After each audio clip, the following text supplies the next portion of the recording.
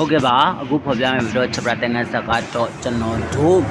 ဘက်ထရီကိုကြာရှည်ကံပြီးတော့အသုံးပြုတဲ့လဲအဲ့ဒါပြီးတော့ကျွန်တော်တို့ step menu bar မှာ hybrid ကိုထည့်သွင်းနေကြောင်း battery level ကဘယ်လိုမျိုး wireless နဲ့ဆက်ဆက်တယ်ဆိုတာပြီးခဲ့တဲ့ video chapter မှာပြောပြခဲ့တယ်အဲ့ဒါကိုပြောပြခဲ့တော့ battery level ပုံမှာ multi wireless ကအလုပ်လုပ်တယ်ဆိုတာကိုလည်းအကလုံးသိပြီးသွားပြီအဲ့တော့ battery ကိုကျွန်တော်တို့ဘယ်လိုထားမလဲဆိုတာလည်းပြောပြမယ်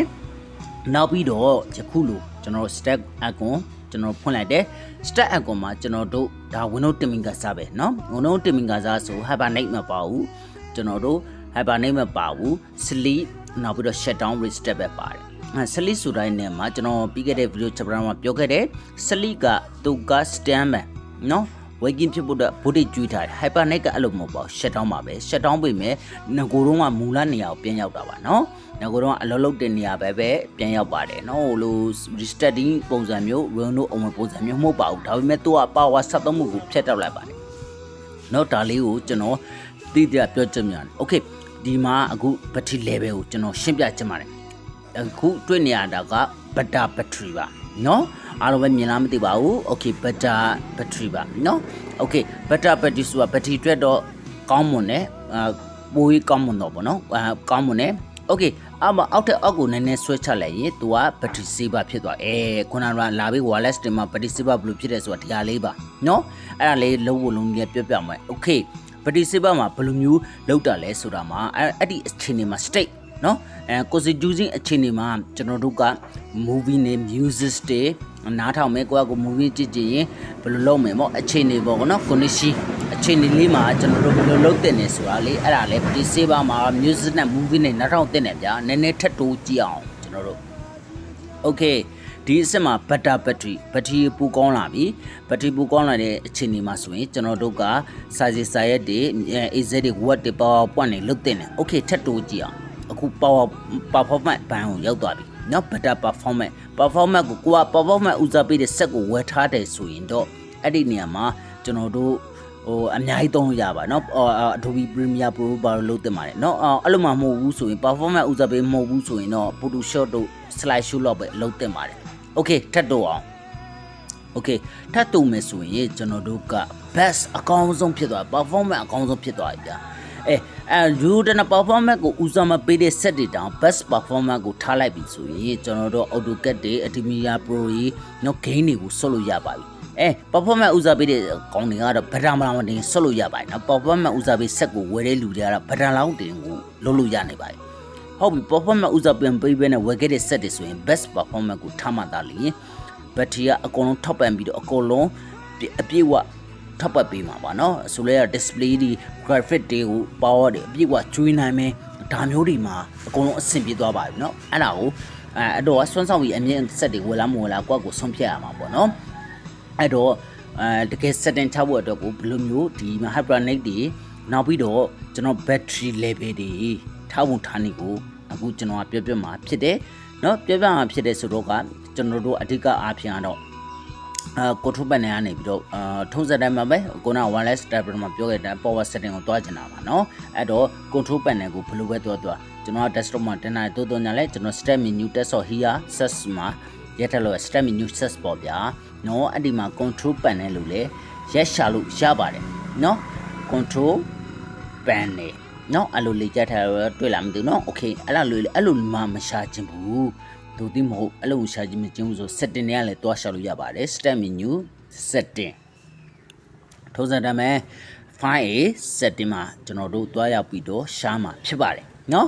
ခုနက desktop မှာတင်တာတော့အကုန်လုံးတင်ထားလို့ရပါတယ်เนาะအဲ့လိုမှတင်မထားဘူးဆိုရင်တော့ first beginner user တင်ထားဖို့ကောင်းပါတယ်အခုကကျွန်တော်ကတော့ဘယ်လိုလုပ်နည်းပဲဖြစ်ဖြစ်ကျွန်တော်ပြောပြလိုက်တော့ဗောနော်ဒီ file setting မှာ control panel လို့ရက်ရှာလိုက်ပါเนาะ control panel လို့ရက်ရှာလိုက်ရင်ထွက်လာပါလိမ့်မယ်เนาะ control panel okay ဒါ first beginner အတွက်ကျွန်တော်ပြောပြရဲကျွန်တော်ရဲ့အတွေ့စာတွေ့ပြောတဲ့အတိုင်းပဲเนาะကိုကတနည်းမဟုတ်တနည်းတော့ရနိုင်ဖို့အတွက်ကိုကျွန်တော်ပြောပြတာပါเนาะအဲ့မှာကျွန်တော်တို့ကအဓိက power option เนาะအဓိက power option တော့ okay sorry ဒီကွန် slide ပြန်တက်သွားတာ okay power option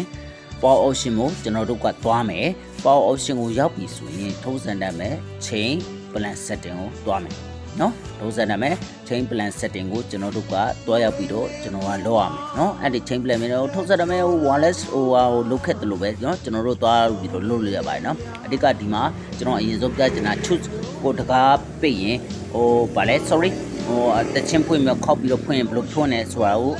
ပြတာပါနော်ဒါလေးက okay ဒီမှာက hibernate ပါတခါတည်းဖွင့်လိုက်ခဲ့ပြီလေမနော်အဲဟိုကမလုပ်ခင် hibernate ဖွင့်လိုက်ခဲ့လိုက်ပါမယ် sorry ပါနော်ကျွန်တော်ကဟိုပြောချင်တာများသွားလို့ပါ okay ဒီမှာက plug in သုံးရင်ကျွန်တော်တို့ sleep button နှိပ်လိုက်ရင်ဘယ်လိုလုပ်မှာလဲထုံးစံနာမည် battery ဆိုရင်လဲ sleep plug in ဆိုလဲ sleep နော် okay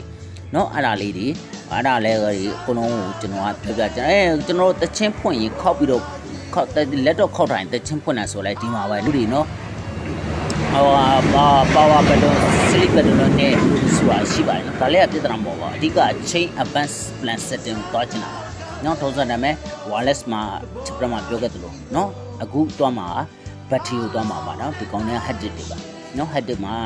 ဘယ်နာကြရင်ဟိုဖြစ်လာမယ်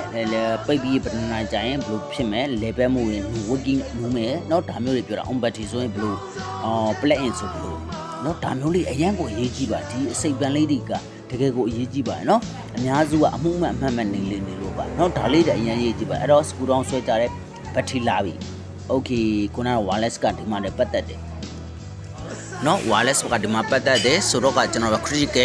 critical battery အကျက်တဲ့ battery နော်အကျက်တဲ့ battery မှာဆိုရင်ကျွန်တော်တို့ဘယ်လောက်ထားမလဲ okay critical battery မှာဘယ်လိုထားမလဲနော်နောက်ပြီးတော့စုံပါပဲ critical ဆိုအကျက်တဲ့ပါမယ်နော် okay battery အနေနဲ့ကကျွန်တော်တို့ကဘယ်လိုထားမလဲဆိုတာ hibernate ငန်းကြီးတာဆိုတော့မထားရဘူးနော် hibernate ကိုကျွန်တော်တို့ကမရွေးတော့ဘူးcritical battery battery level ပေါ့နော်အနေနဲ့ဆိုရင်ကျွန်တော်တို့ဘယ်လိုထားမလဲပေါ့နော်ဒါမျိုးလေးတွေကမထားရတော့เนาะဒါမျိုးလေးမထားဘူးအဲ့ဒီ effect ကဘယ်ပေါ်မှာသွားပြီးတော့ဖြစ်မှာလဲ wireless ပေါ်မှာသွားဖြစ်မယ်เนาะ okay အဲ့တော့ကျွန်တော်တို့က hibernate မလုပ်တော့ဘူးတကယ် battery level ကျတာနဲ့တပြိုင်နဲ့ shut down နဲ့ချလိုက်တော့เนาะ okay ဒီမှာ battery level 10ဖြစ်နေအမှန်ကန်20လောက်တော့ထားတဲ့เนาะ battery level တွေအကုန်လုံးက20လောက်ထားတဲ့ low battery level အဲ့မှာ20ကဘယ်တော့ effect ဖြစ်လဲခုနကတော့ကျွန်တော်တို့ wireless မှာပြီးခဲ့တဲ့ chapter မှာ wireless device ဟိုတွားပြီးတော့ effect ဖြစ်တယ် sorry နော်ခုနကကျွန်တော်ပိတ်သွားလို့ပြန်ပြမယ်နော် okay sorry okay ဒီမှာ battery နော်ခုနအဲ့ဒီ effect လေးတွေအကုန်လုံးတော့ဒါလေးပြန်20 level ဆိုရင်ခုန wireless မှာဆိုရင် battery low battery level 20ကျမှသူက wireless ကပြတ်တောင်းဖြစ်သွားမယ်နော်ဒါမျိုးလေးပေါ့နော် okay အားလုံးမြင်လားမသိဘူးနော် okay ဒါလေးတွေက low battery level ပြီး criticalနေနဲ့ battery ဒါကအတူတူပါပဲခုနက low battery level နဲ့တူလားငါလားပဲဘာလဲဆိုတော့လုံးဝကို20လောက်မှဆိုရင်အမသွင်းနေအောင်10လောက်မှဆိုရင်ဘယ်လိုဖြစ်သွားမလဲ10မှာဘယ်လိုဖြစ်မလဲ shut down ဖြစ်သွားမယ်ဟိုးပေါ်ကသွားပြီးတော့သူ့ action သွားပြီးတော့ critical ကျွန်တော် battery action ဖြစ်ရင်ဘယ်လိုဖြစ်မှာ10မှာ shut down ကျသွားမယ်เนาะတစ်ခုနဲ့တစ်ခုဆက်နေပါတယ်အဲ့တော့ကျွန်တော်တို့ပြောချင်တာဒီကောင်က low battery action low battery action မှာ do nothing ဘာမှမလုပ်ဘူး low battery action ဆို20ရာခိုင်နှုန်းရောက်တဲ့ချိန်မှာကျွန်တော်ဘာမှမလုပ်ဘူးအဲ့လိုပြောတာပါเนาะအဲ့ဒါပြောတာပါနားလေသဘောမှာတစ်ခုနဲ့တစ်ခုဆက်နေပါရဲ့เนาะအဲ့ဒီ battery ၄မျိုးပါတာ action ၄မျိုးပါတယ်မှာ option ၄မျိုးမှာတစ်ခုနဲ့တစ်ခုကဆက်နေတယ်အဲ့ဒီလေးခုစလုံးကဘာနဲ့ဆက်နေလဲဆို wireless နဲ့ကိုတွားပြီးတော့ဆက်နေပါတယ်เนาะ okay ဒီမှာကျွန်တော် low battery action မှာကျွန်တော် do nothing ထားခဲ့တယ် okay ဒါကတော့လို့ဘာမှ robust battery ကတော့ဘာလုံးစံမလို့ပါဘူးเนาะrobust battery ဆိုတာပြန်လဲအသွင်းမှာထုံးစံတယ်မယ်10ရာခိုင်နှုန်းမှာခုနက10ရာခိုင်နှုန်း critical battery low battery level မှာ10ရာခိုင်နှုန်းမှာကျွန်တော် robust ပြန်လုပ်ပေးမယ်20ထိ20ထက်အောက်ကျရင်လည်းရသေးတယ်critical ဆိုတာ10ရာခိုင်နှုန်းရောက်ရင်တော့သူက shut down ဖြစ်သွားမယ်ဘာကြောင့်လဲဆိုတော့ကျွန်တော်တို့ critical battery action မှာကျွန်တော်တို့ shut down ထားခဲ့လို့ပါเนาะဒါမျိုးနားလဲတော့ပေါ်လာမသိဘူးเนาะ low battery level မှာဆိုရင် do nothing ထားခဲ့20ရာခိုင်နှုန်းမှာဆိုရင်20ရာခိုင်နှုန်းထားခဲ့တယ်ဟုတ်ပြီသူ့ရဲ့ action ကဘာလဲ action က do nothing ဘာမှမလုပ်ပါနဲ့လို့ထားခဲ့เนาะ okay ဒါလဲဆိုနားလဲသဘောပေါက်မယ်ထင်မြင်ယူဆတယ် okay apply ပြီးရင် okay ပေါ့เนาะဒါမျိုးလေးပြီးပြီအဲ့တော့ပတိဟိုတခုနဲ့ကဆက်နေဆိုတာတိတ်ထားနားလေသဘောပေါက်ပြီးတင်တယ်เนาะခုန option ၄မျိုးပေါ့เนาะ၅မျိုးပေါ့ robust level ပါ battery level ပါ၅မျိုးပေါ့เนาะ okay ဒီမှာကျွန်တော်ပြမယ် step icon နှိပ်လိုက်တယ် step icon ကျွန်တော်တို့ power button နှိပ်လိုက်တော့ hibernate လေးပေါ်လာပါပြီเนาะ hibernate လေးပေါ်လာပါပြီเนาะအဲ့ဆိုရင်အားလုံးသိမယ်ထင်เนาะ hibernate လေးပေါ်လာပြီ hibernate နှိပ်ပါเนาะ shut down channel တူတူပဲ okay အမှ battery level ဆိုလဲအခုလက်ရှိကတော့ကျွန်တော်တို့ကအတန်သွင်းတဲ့အတွက် better performance ထားပါတယ်အားလုံးပဲနားလဲသဘောပေါက်မှထင်တယ်နားမလဲပါ comment တော့